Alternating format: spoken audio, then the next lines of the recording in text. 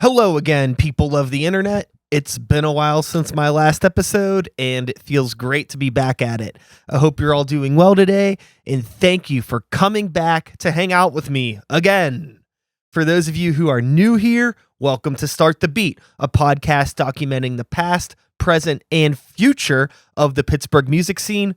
I am your host, Brian Sikes Howe, and today we will be talking with my friends and musical duo, Hemlock For Socrates. Before we get started, though, I just wanted to apologize for the minor audio quality issues with this episode. I moved into my new studio less than 24 hours before this conversation took place, and admittedly, I did not have any time to adequately address a lot of acoustic treatments that the room needed, okay? Most normal people may not notice anything at all, but some freak-ass listeners with a more refined eardrum may find some aspects of this recording distracting or unprofessional, and for that, I am genuinely sorry. The quality will improve as I record more episodes in my new space. Please be patient with me, okay? However, despite its minor imperfections, today's episode with Hemlock For Socrates is an excellent conversation that I'm excited to share with all of you. So please sit back, relax, and let's start the motherfucker.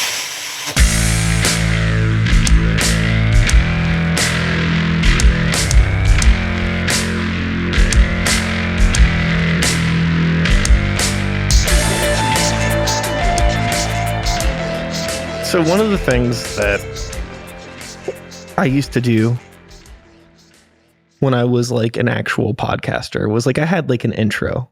I was going to say sing an intro song. I mean, I never really sang an intro song, but I had an intro and I would just like say some things. Actually, it used to go something like this. Hello and welcome to Start the Beat with Sikes. My name is Sikes and this is my podcast. For those of you who are coming back, thanks so much. For those of you who are new to the show, welcome. Feel free to make yourselves at home. And as always, there's beer and soda in the fridge. That's how my intro used to be.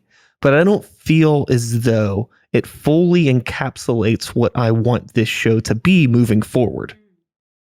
Now, you didn't know this stepping into this. You know this. You know that you're the first people to record in this room. And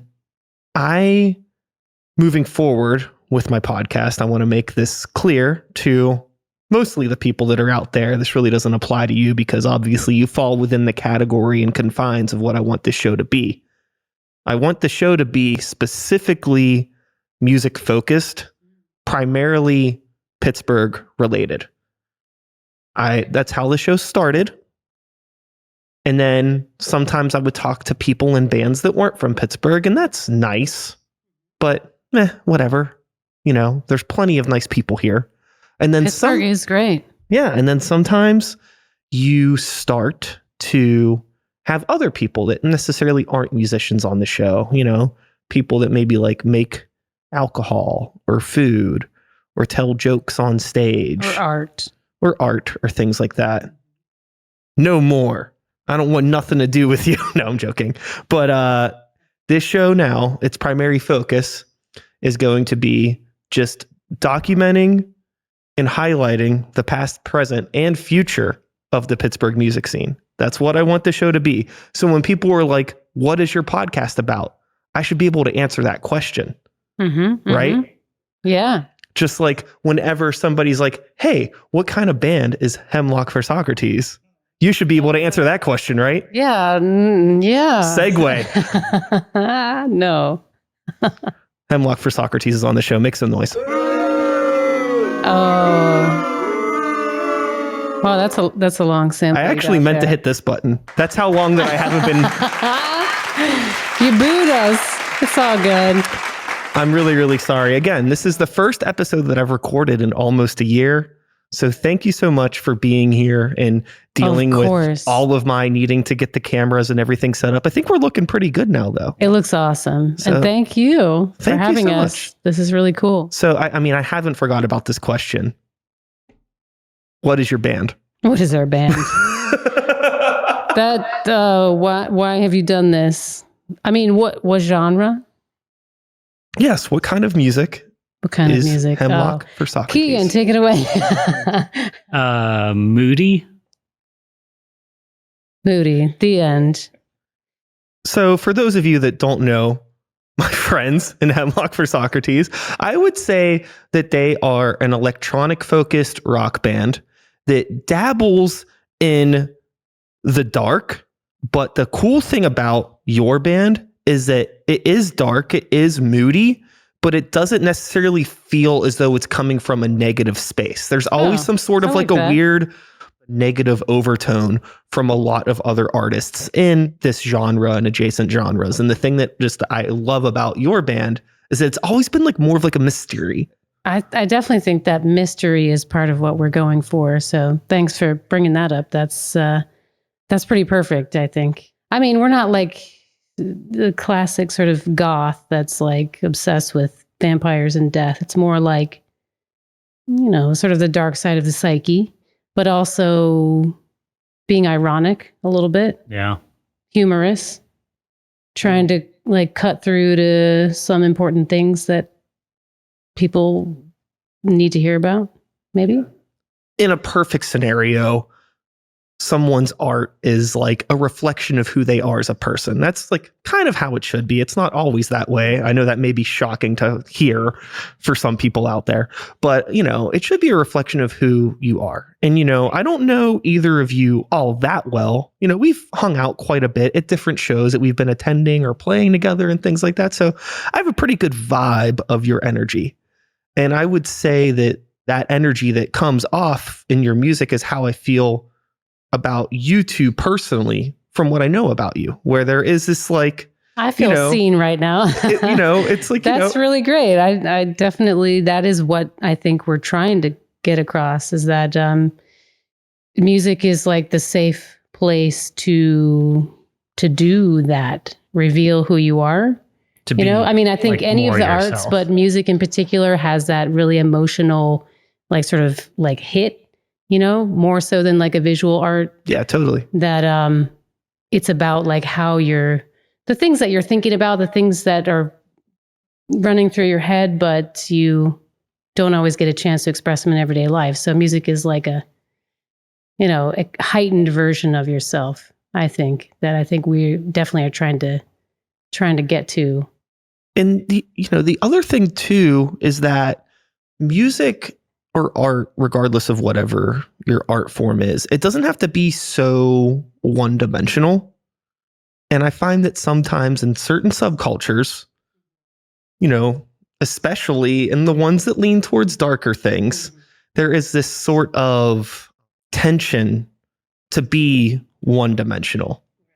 And you don't always come across people that are a little bit more comfortable with being who they are fully, like on and off stage. But me personally, I always find myself being way more intrigued and connected to people that I think are just more honest on and off stage and not trying to I mean, that's hard. Totally. That's really hard. And I think a lot of people do shy away from that. And I think they're searching for that with music, is trying to find a way to get the things that they don't know how to express in everyday life out. So yeah, like you said, some say goth artists are not as good at getting to the heart of why they're making this type of dark music. And it kind of falls back on cliches occasionally. I don't want to put anyone down. People are where they're at in life. But yeah, it's something that I think is very important to us to try to get to the heart of. So with all of that being said, why did Hemlock start to Hemlock? What were some of the things that intrigued the two of you to start creating art, music, and work together? These are tough questions. Yeah. Well, we were always in bands, I think, from way back. I mean, not like, when since infancy, the firmament was separated between earth and water. Of course. Yeah. No, that's not. Is that when we were old enough to hold instruments? But No, we met in a band, and there was a different band, and then we did a period of not being in a band. This is really an exciting story, right? And I mean, it's a normal trajectory.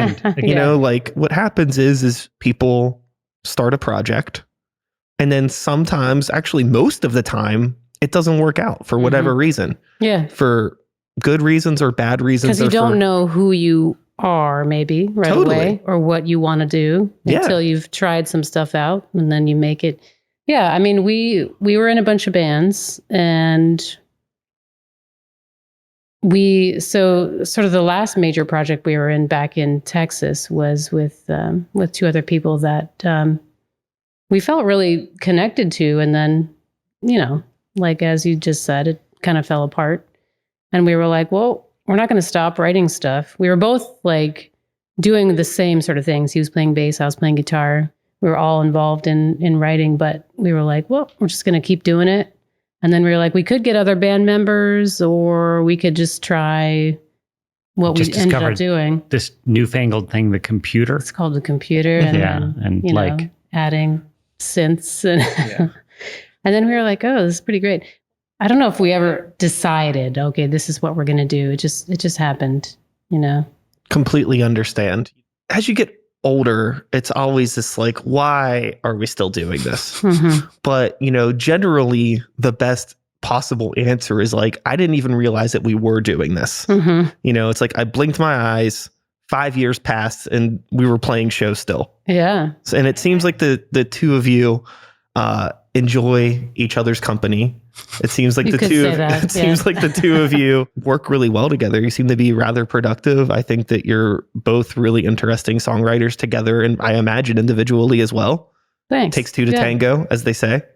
Yeah, well, and I think too that with 2 albums ago, Paper Animals, that was really sort of my first intro into writing lyrics for the band. It used to be basically Kegan writing all the words. And even though, like, so the album, the Barometrics, and even the first one, which we won't mention because it's not good. No, it's fine. It's fine. Yes, thank you. It's embarrassing and is how naive it is, but, you know, it's probably fine. I did mention it. Now you're going to have to look it up. But that's all part of the... Yes, do. No, don't. That's all part of the creative process, though. Yeah. It is. But, you know, I think... no one knew it existed until now. But yeah, so, I mean, I had to get to a point where I felt comfortable enough to start writing the lyrics. And then that really opened up a lot of vistas for me, actually. And then starting to work more on production. So like writing and producing at the same time, which I think is a big part of where we're at now. Yeah. We have so many songs now that we don't even remember like who did what. You know, it's like, did you write that drum track? I don't know. I mean, you wrote it, but then I came in and like changed it all up. Our collaboration has become very interesting over the years. So on a personal level, you know, you had mentioned that you were once upon a time in Texas, and now you're on a completely opposite end of the country. It's true. Is there any sort of a interesting story that you could tell that brought you up here? Or is it more just like life happened and this is where we ended up?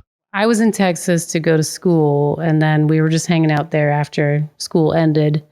And we were like, it's really like hot. It's really hot here down there. And then it's too hot. We had a kid, and we were like, we want someone else to please take care of this kid for us. Like, let's go closer to family. But we were like, we have no money. So how do we get there? How do we get closer to family? And so you found a job in Pittsburgh that was not really that close to family, but closer. Now we have people on the East Coast. So that was sort of the impetus there, coming to Pittsburgh. And also, actually, when we were looking at Pittsburgh, we were like looking at like music scenes and like it seemed cool. We were like, yeah, I think actually, Grand Buffet. Yeah, that was the reason we moved to Pittsburgh. That was really the reason.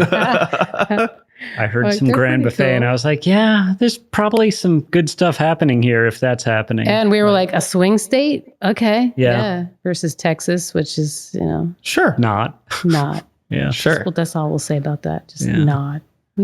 I remember meeting the two of you at the Smiling Moose at an event that I think Ben from Action Camp put together. Oh, And I was talking about podcasting or something. It was like some weird like cultural mixer thing.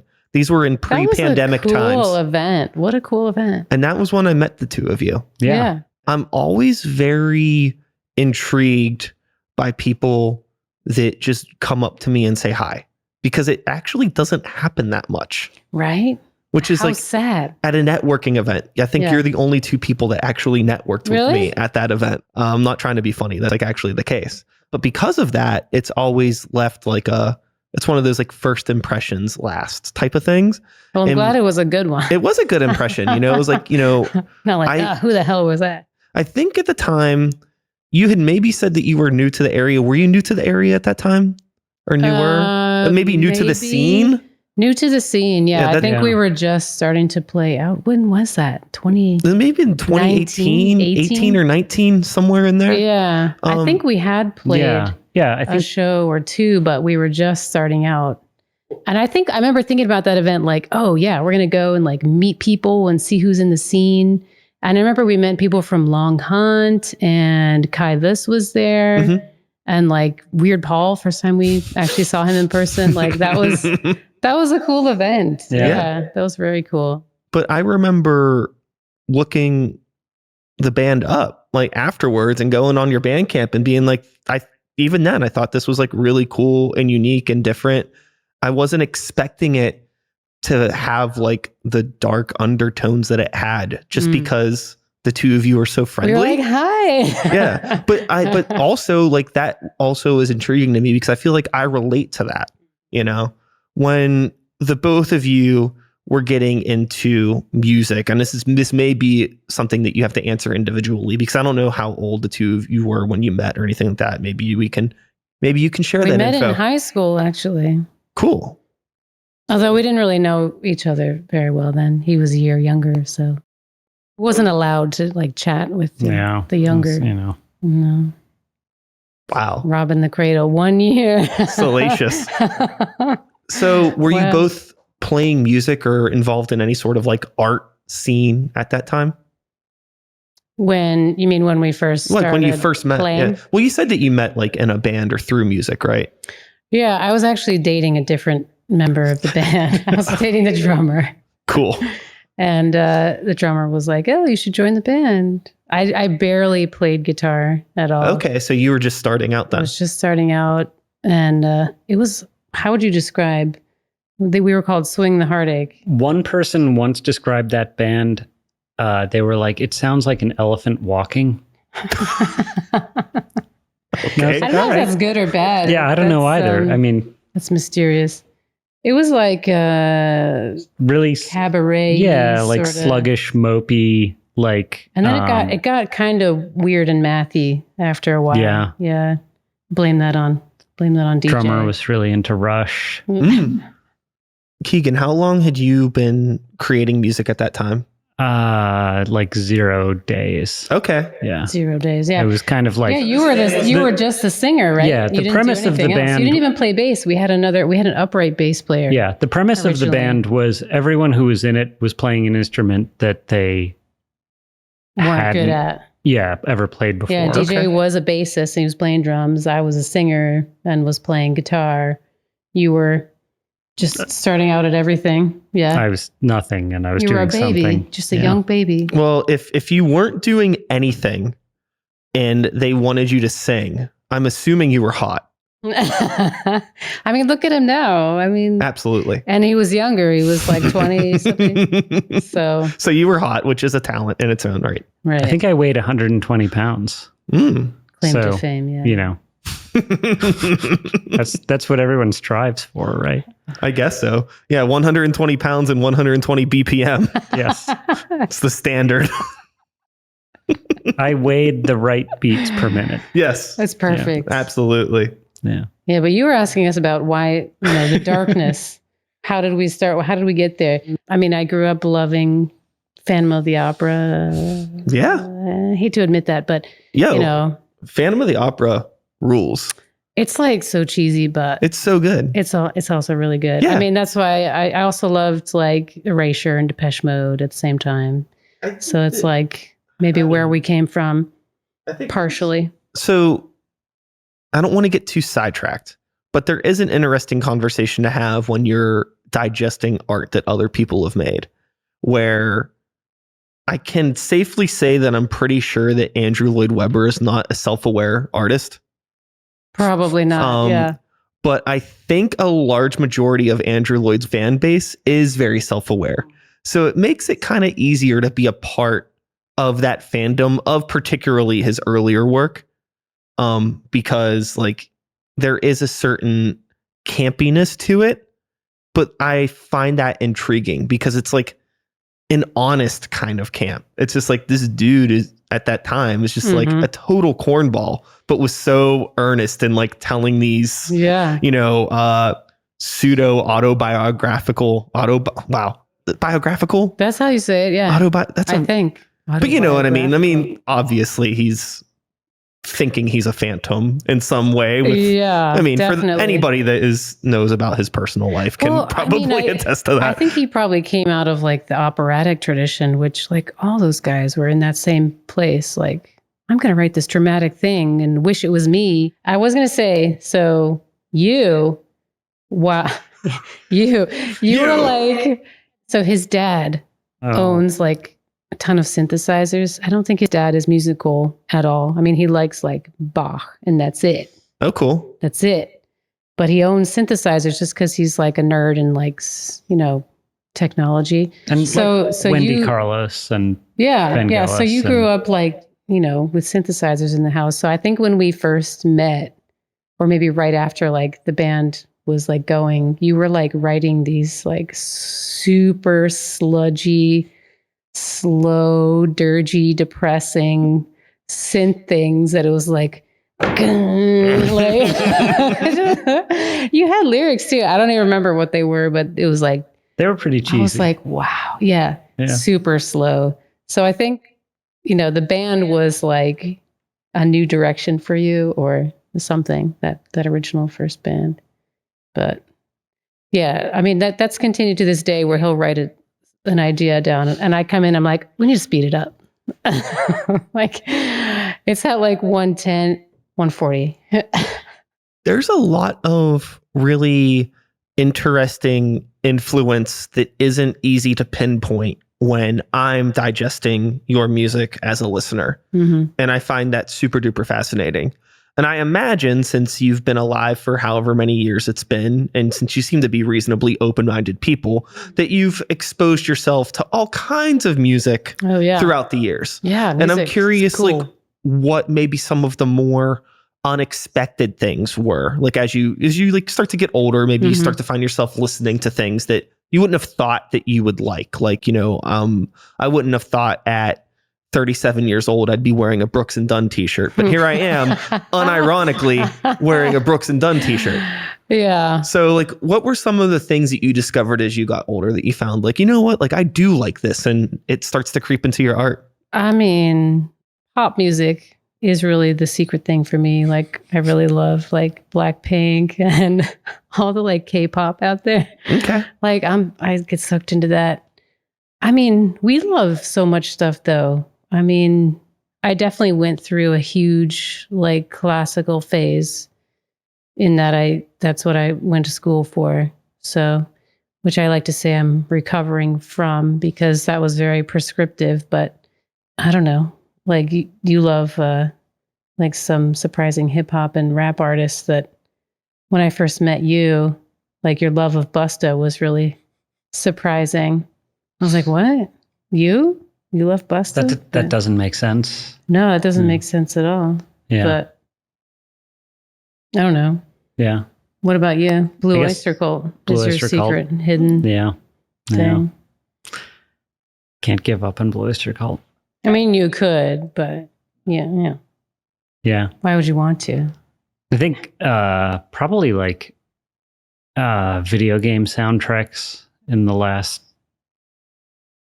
10 years, like Disaster Piece, Lena Raine, like the Celeste soundtrack. Yeah, there's like a lot of cool, weird stuff happening there. Like it feels like, at least for a while, like I feel like maybe it's a frontier that's, as so often happens, has sort of already closed up. But for a while, that was like a space where people were just kind of like doing crazy shit that like... Video games? Yeah, video game music. Yeah, I think what you had in that particular space is a lot of people that weren't classically trained, that were trying to create compositions to act as scores in a very unconventional way. And then somewhere in the past 10, 15 years, you started to have like the, I guess we could call it like the laptop boom, where like the access to technology to create these things became a lot more accessible. Free programs, free virtual instruments, all of this stuff, and like access to sounds and qualities of sounds that, you know, I couldn't get when I was in high school. Right. I had no idea. And, I had you know, no idea. The access to technology combined with, you know, younger people that just have fresh ideas that aren't classically trained, you're going to get some interesting chaos for a while. But like anything, when something does well, the vultures come in and just tear it to shreds. Well, that's like Black MIDI. You ever heard about that? I've heard about that band. That's a band, right? No, it's just like a type of... The genre that band took their name from. Is it a band? Oh, I didn't know it was a band. There's a band. It's about like, you know, taking MIDI and like layering tons and tons and tons of stuff. So it's just like this wall of sound. Like the visual of the MIDI is just black. Okay. Like it's like as many notes per beat as you can fit. Sure. Okay. As you can fit. I understand. I mean, it's not really music at some point. It becomes just like this artistic thing. But just like a sound. Yeah, definitely. That happens at you for a while. Like the computer and the, you know, VSTs and plugins. It's like... Yeah. Yeah, and it's weird, like that stuff, like how, you know, then you do have people like, say, Philip Glass or what's that? The... Steve Reich. Oh, Steve Reich. Yeah. Like this performance art music piece where... Ooh, I can see by your face you don't have four speakers, like if PA we had YouTube, speakers we could pull facing that up. Yeah. And the microphones connected to each speaker facing down, and people come in and just pull them and let them go. So they're like, oh, okay, swinging. So it's feedback, and it just like slows down, gradually slows really down cool. and become a tone. Yeah, and like that's a piece of music, like the high end art, fancy pants, stuffy stuff, and the, you know, some kid in their basement are like coming at the exact same thing from completely opposite directions. And it's funny because a really interesting comparison to this is something that I'm seeing recently in the realm of food, where you have like a nice restaurant, French cuisine, and then there is like McDonald's. Uh-huh. But now, most of the time, if I am out and about and maybe I want to check out a place, you know, I don't want to go to a chain restaurant. I want to see what the local place is doing. So you go at the local place and it's just like, oh, like this is their version of the Big Mac. You know, they're trying to like make fancy junk food essentially. And that's become a thing now. Because at the same time, you have McDonald's. Yeah, or Taco Bell. You got to love Taco Bell. I mean, all of these fast food places look like they're Marriott hotels now. Yeah. They've lost like all of their charm. Yeah, the Wendy's is like, there's like a fireplace. You're like, what the hell? Yeah, it's like, what is this? Going on here? Like, it's like they're trying to be nicer. Yeah. And then all of the restaurants that are charging $30 for a plate have like, you know, the exposed brick walls and just like one hanging light bulb from a string, and it's just like, oh, this is like fancy because it's stripped down, right? I mean, I think it's weird. Like this like cultural kind of like implosion, right? It's like it used to be like wealthy people over here, poor people and like, you know, you never meet. But now it's like, oh, wait, like we're all kind of in like the middle here where like we've seen both sides. Like, oh, yeah, I mean, a McDonald's hamburger is not, you know, the end of the world sometimes. It's good. It has its own charm if you like that. Or Taco Bell. What is that sauce? You know? Kind of love the fire sauce. But like, you know, then you see the good food and you're like, oh, that's also really good. But like, just because they're different doesn't mean one is better than the other. The thing that is interesting to me about it is that it feels like everybody is abandoning their own identity instead of just embracing that. It's like, okay, you are the nice restaurant. You are the fast food restaurant. Well, maybe they're just questioning, the nice you know, restaurant like, doesn't who have to, am I? The nice restaurant Right? doesn't have to try to be more relatable. The fast food restaurant doesn't have to try to be more upper class. I've even seen the same thing in shopping malls where you can pretty much buy a Def Leppard graphic tee in any store in a shopping mall now. Yeah, don't get us started on that. That's annoying. That's like there's like why are we obsessed with that era? I don't know. Every single store in the mall sells the same exact clothes now. Nirvana and it's t-shirts. and it's like, why even bother? Well, you know what it is? It's like America's like, who the fuck are we? Like, I mean, seriously, like, we don't know who we are. We don't have like a clear history. And I think right now, you know, the same thing with like VSTs and everything being available on computer. It's like, there's so much that you could choose from. So why choose any particular culture? I mean, I feel this too. I mean, we grew up, I lived in Arizona, Connecticut, Texas, New York, like, you know, and now I live in Pittsburgh. Who are you? No, but yeah, you know, that's what I'm saying. Like, yeah, who am I? Like, I haven't said, like, I don't say yins, right? But like, I'm like, oh, that's cool. Like, you know, I say y'all sometimes, but it's like, it feels like I'm putting something on in order to choose like a culture, but it's because like our world is so expanded. Like on the internet, you can like see anything, you know, you could see over in Korea, you can see England, you can see like all these cultures and you're like, oh, I like that. I like that. It's like we can pick and choose now because it's so open. And I feel like that's maybe like what it should be in music. But what's surprising to me is when people don't do that, you know, like maybe what's more unusual is like, oh, I'm going to just play, you know, shoegaze. It's like, okay, like you're just going to pick that particular era. Like, why aren't you incorporating all these things that are available to you? Like, I feel like maybe that's where we're at. With the space that we both exist in regards to music scenes, where it's like we're a part of our local music communities. And as a result of that, there's always kind of a rotating cast of characters. Bands come and go consistently. And you kind of are always surrounded by people that are kind of still figuring it out.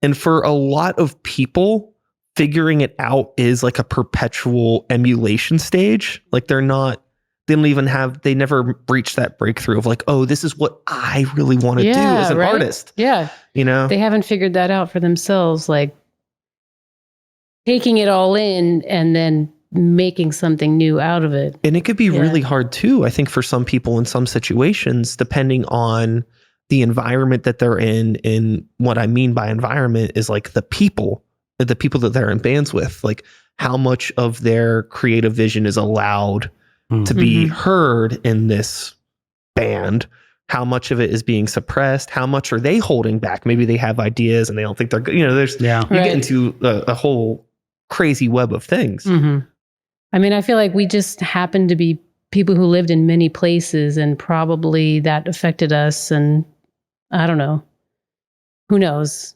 what all the influences are, but yeah, you just hope that people get to a point where they're like figuring out who they are and trying to get the best version of that into their music, because that I think is the most interesting thing about being an artist. You know? Yeah. It's really about just being unapologetically selfish with your vision and your voice and your ideas. Something that I find really encouraging is that like when I listen to a lot of music from younger artists that are popular for some reason. I get that. Why do people like this? Like, I don't understand it. Mm-hmm.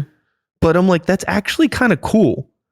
This isn't for me, but I've never heard anything like this at all. Yeah. And like, that's cool to me because they're figuring out things and they're distilling stuff from their culture for their peers. And it's like, you know. Exactly. Like, where are you at? You know, what are you listening to? Where are you in your journey? I mean, I think the trick is trying to be patient, you know, with all the new artists and like it's like you want to like get in there and be like, well, you should do this, that, this, or the other. And it's like, no, you just got to let them hands off. Yeah. I mean, yeah, so much over the years, I've like stopped caring about what kind of music people are making. Mm-hmm. Intention is what I find interesting. Mm-hmm. My favorite genre of music is good intention. And, you know, with the two of you, and as you've continued to make music, you've done several albums on top of, you know, just having a normal life and a family and all of these other responsibilities. There's always this question of like, why do you still do this? But the answer just seems to be really simple. Yeah. Right? Like, it's not like it's even maybe you two and myself are just in this really fortunate position where, you know, I'm sure there's always moments where the art feels like there is genuinely those like, what the fuck type moments with this. But for the most part, I think that like you understand that like the intention of it is good and there is a healthy release and escape. That can be like a good or a bad word depending on the context. Right. But like a healthy escape from the pressures of everything, being able to basically create even more children in an art form. Yeah. Right? We have so many songs, so many that are unreleased. It's like, it's kind of nuts. It's like we can't stop writing things. I mean, the trick is like trying to make them do something different, right? Not just repeating what we've done before. And I mean, we're struggling right now with like, do we want to still play the same instruments? Like, you know, do we want to expand how we play live? Like, you know, bringing up more sequencers and maybe playing keys more on stage versus, you know, we have a lot of, you know, pre-recorded stuff. Yeah. And I think also, like you were just saying, how you can do so much now. Like, you can do so much just as an individual. We're dealing with that where it's like one of us can have an idea and like before you know it, it's a song with like 20 tracks and 8 parts. And it's like, here you go. And the other person's like, what do I do? And like figuring out like new ways to collaborate, to, you know, sort of invent things together in ways that we haven't done before to, you know, sort of keep that, keep it going, keep it new. Yeah. It's almost as if the song is a side effect to a greater purpose that the two of you have together. You know, where it's like, you know, don't ask what that is though. Well, it's like, you know, there's this genuine curiosity that seems to be there and this genuine search for learning and experiencing new things. And if you can get the sci-fi-ness of us, if you can get a cool song out of that, great. Yeah. But also like it doesn't really matter. Like I've found myself at that point now where it's like, it's always about trying out different things with different equipment, doing different things live. Like everything that you're saying is super duper relatable to me. And it's like, of course the music's important, but it's like, it's about the experience. There's right? like the whole of making it, of performing it, of like being in it. Yeah. And that's the thing that makes like sharing my music with the world so heartbreaking, is that nobody will ever understand like the full story. You know, they're only going to understand that 3.5, 4.5, however many minutes. And they're going to take their own interpretation of that and run with it. Yeah. You know? Yeah. And you can never control that. No, you can't. Yeah. I think that's really interesting, like thinking about what recording technology has done to the experience of music and how many people out there, like who is it that you were talking about who like just can't listen to live music because it's not like the album. And it's true, there are like impediments. You go to a live show and it's like there's this guy shouting in your ear and you're like standing there, you're not moving. You know, forgot to turn the monitor, the mains on, or like Totally. You know, Ouch. like you're pissed off because the drink is watery or too strong or, you know, whatever it is. Yeah, the like, person that you wanted to go with isn't with you. Yeah, like there's all these impediments to a live show. And then there are the live shows where it's just like incredible and it's like a transcendent experience.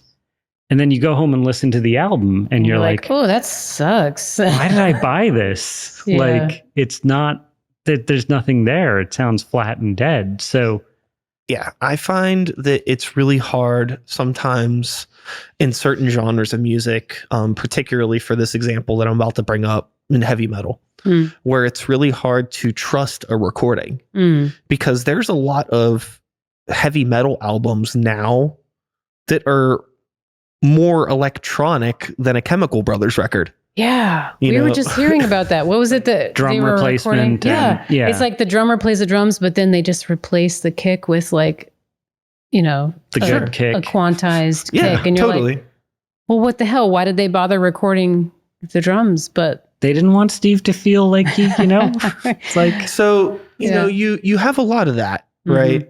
But I do think that the best thing is that there are artists where the album experience and the live experience are two different things, but it's actually great. Yeah. You know, an example of that, a very hipster example of that would be Bjork.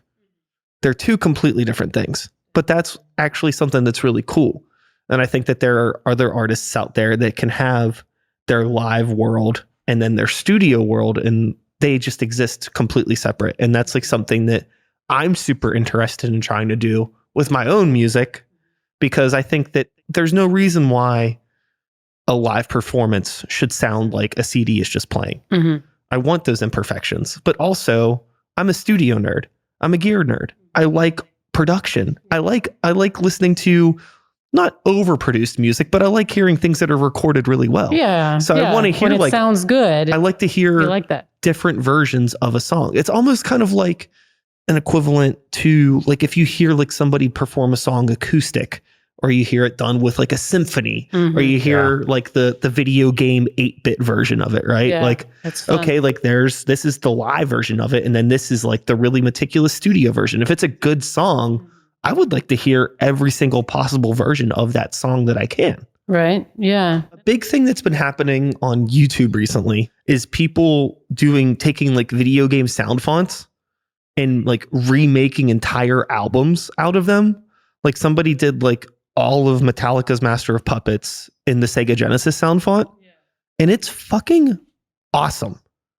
Like it is so good. But the main reason that it is good is because the songs are good. It actually highlights all of the traditional songwriting elements of those songs. And you're like, holy shit, like these progressions and these movements and these time changes are so fucking cool. Yeah. And like, sure, you'll notice it if you're just listening to Metallica do it. But if you like hear it like stripped down to just like 16-bit digital sounds, the like sound craft, music craft, It's kind of like the total opposite. Do you know The Advantage? There's a couple bands like this. It was in the 90s. It was like, you know, a 4-piece indie rock band set up that just did instrumental rock covers. Okay, yeah, so like the opposite of what we were just talking about. Exactly, yeah. Like, you know, Mega Man, and that shit's hard. Yeah, like, totally. Yeah. Yeah, most of that was sequenced, so playing it on guitar is like not impossible. Normally possible. Like a lot of stuff where, you know, like they'd have to have two guitarists alternating because there's no way a human could. Yeah.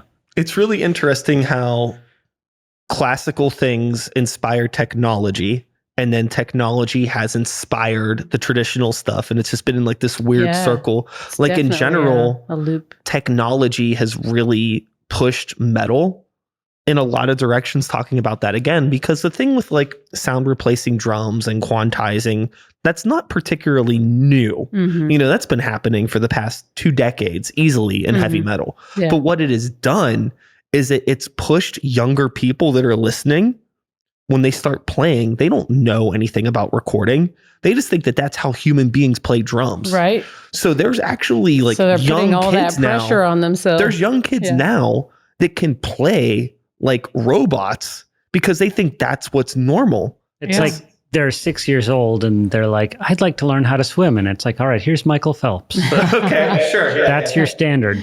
I mean, the same could be said for opera too. That's just the example that I think of too when you bring that up. That like it used to be, you know, if you listen to really old recordings of opera singers, not that great. But then it's like it got to this point where everyone was like just listening to that. The recordings definitely affected how, you know, like, oh, well, if they did it that way, I've got to be able to do that. So like the level of skill just goes up and up and up. And then, yeah, I think it's kind of like especially with the addition of computers and AI and like technology, like how can we like glitch this up? Because we're never going to reach that level of perfection, you know? It's kind of an interesting, like I'm not doing this. Yeah, you know? I guess you get the rebellion reaction against that, yeah. you know, and then that kind of informs, you know, all it kind of continues that cycle. You know, the thing that has always bothered me in terms of like the perfectionism, and like I know everybody doesn't have this trait. You know how there's like some people like cilantro tastes like soap. For me, like overly quantized heavy metal recordings just sounds sterile. It sounds like everybody took all of the attitude and grabbed a Brillo pad and just made it as smooth as they fucking can. I feel that about other genres too. I mean, it's not just metal. I think definitely like, I mean, we've struggled with that actually because, you know, we use MIDI a lot and it's like, sometimes you listen to the recording, you're like, ugh, like it just sounds so fake. It just sounds so sterile. Yeah. And so like, we're like, how do we like mess with that while keeping the beat and making it more interesting?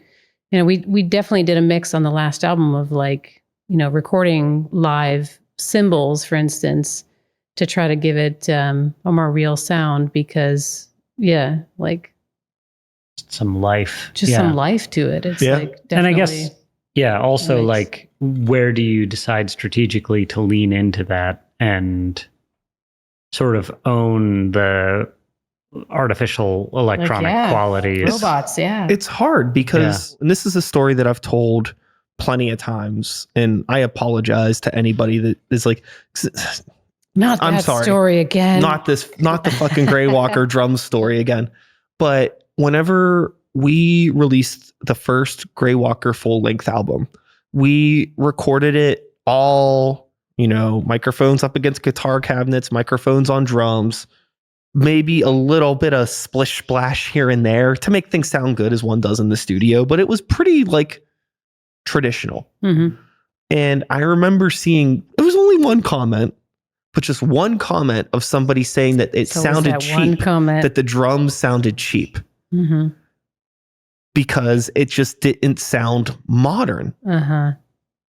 And it's just like, this is what a real drum kit sounds like. See, but people don't know how much money goes into producing like high level music. It's like teams and teams of people. And it's so unfair as to like people starting out. Like, I don't know where you guys were at that time, but like, you know, people just starting out, like making recordings, like there's no way you can reach that level of like what we hear now in most recordings where it's like, produced and mastered by these super professional people that spend so much money on this. It's like, that would get me too. Like, oh, it sounds cheap. It's like, ugh. I mean, we got a comment about one of our albums that was like, oh, they use presets in the synths. And I was like, what? Like, fuck is that? You know, it's like, what, because we use the same sound as what's on the keyboard. We didn't like create our own I'm sure the sound? person knew that it was Korg Poly 6 patch 32.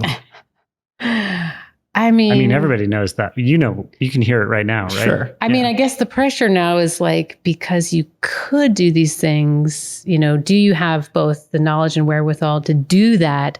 And then do you want to do that? And then maybe do you not? Are you purposefully choosing this because you like the sound or you don't know? And it's like, it's such a struggle. I mean, to me, that's the equivalent of like looking at a painting and being like, oh, like that's just red.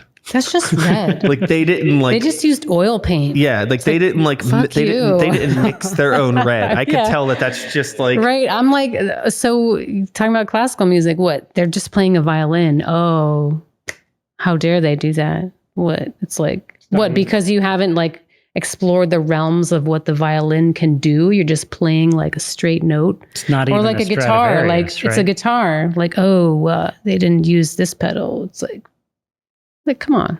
At some point, you're going to repeat a sound that's been done before. Like, can't help that.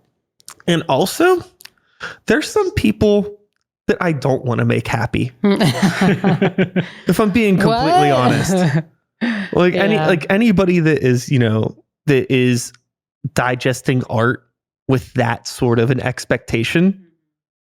I mean, we were playing a show at the Bridge and one of the people in the audience like walked by and was like, what genre are you? Like in the middle of a show. And it's like, well, you can't think of that yourself? Like, isn't that a little bit rude? I mean, it was also like a compliment because they couldn't figure it out. But then it was like, really? Like, why is that important? Yeah. What are you going to do with that information? Yeah. Like, if we say this, then you're going to like it. If we say this, you're not going to like it. Like, totally. You can't decide for yourself how you like it.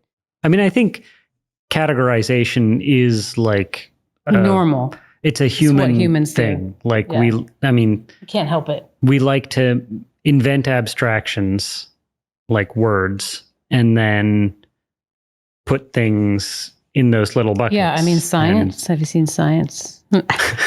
It's all about like, we must categorize the world. Yeah, like down to the last little tiny thing. Deer is related to this thing, and like, the buckets touch, and then they find out that actually they're not, and they have nothing to do with each other, and you have to reorganize.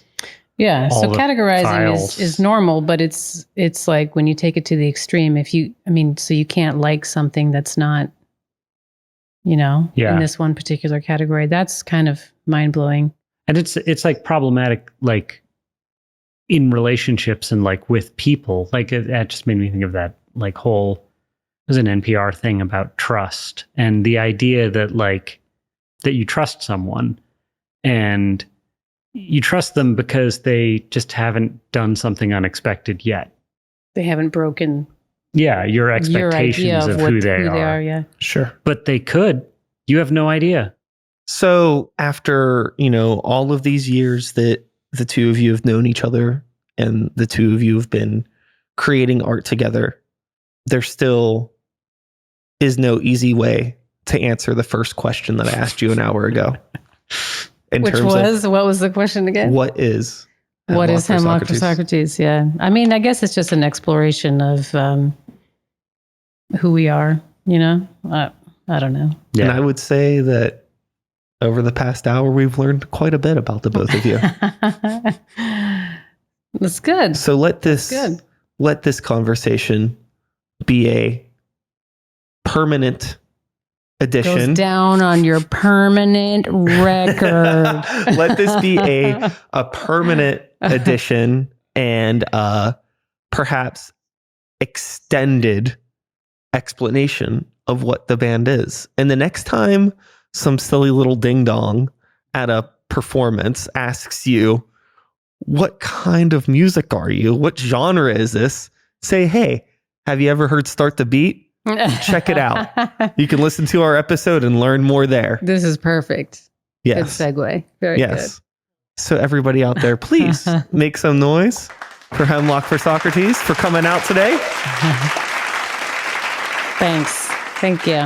Be sure to check out their music on, I imagine, most major digital platforms. Yeah. Although we like Bandcamp because, they're so kind to us. And Tidal because, Jay-Z. Yeah, Tidal. You get 0.01 0.1 instead of 0.0001 per stream. So that's good. That's good. Yeah. With that being said, that is all, folks. Oh, wow. Just like I haven't recorded an intro in almost a year, I haven't recorded an outro in almost a year. So let me see if I can remember the original outro, and then I will consider any possible modifications that I want to make to this. Okay.